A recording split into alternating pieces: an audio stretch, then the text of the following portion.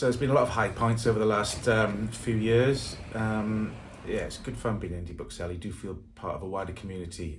So we've been nominated for Best Independent Bookshop of the Year, 4 years running now.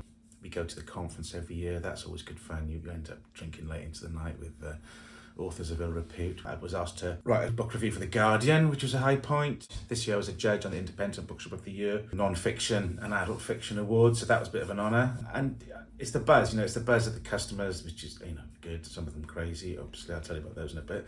And just good events. You just end up spending a lot of time with authors. So I remember chatting to Martina Cole about her record label and drinking brandy with John Niven at 2 a.m, sat next to Kate Moss and Cleves, and also we're the official booksellers at the Larne weekend, where the Penderyn Music Book Prize is held, which is probably the highlight of the year, which is a very rock and roll literary festival. And there's no separation between audience and talent, as it were. So yeah, you go into the pub and there's Callum Moran, Irving Welsh, Don Letts. And it's the most fun. So, customers. Eccentric, I think, is the polite word we'd use. This isn't really a sort of 2-minute piece. This is more of a Ken Burns 10-parter, I think. So we got an anarcho-punk who's got 2 giant dogs about this high. He comes in, he likes his fantasy. We've got a ukulele fanatic. He's a long distance now. These are sort of phones, and we send orders to these guys.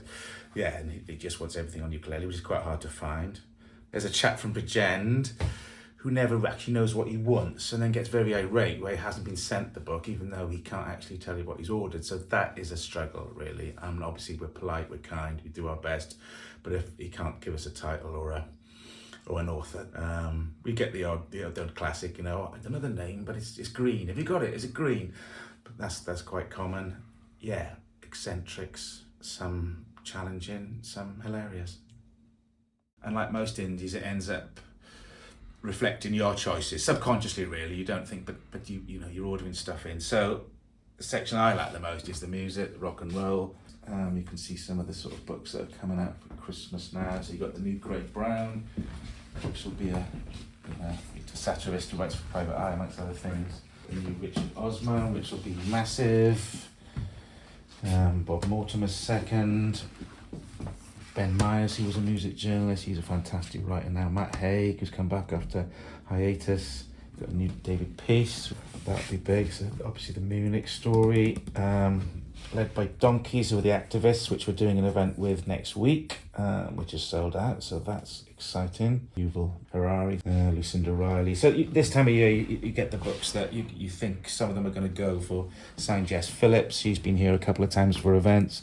She's a great shop supporter. And the other section is the children's. We sell a lot of children's books. Yeah, there's often birthday parties. People are sort of popping in to buy a card and a gift and a book. So that's a large part of our turnover. And you can see, look, Halloween's out already. That's Nicola who works, so she's put that out against my wishes. But she's quite right, it should be out now.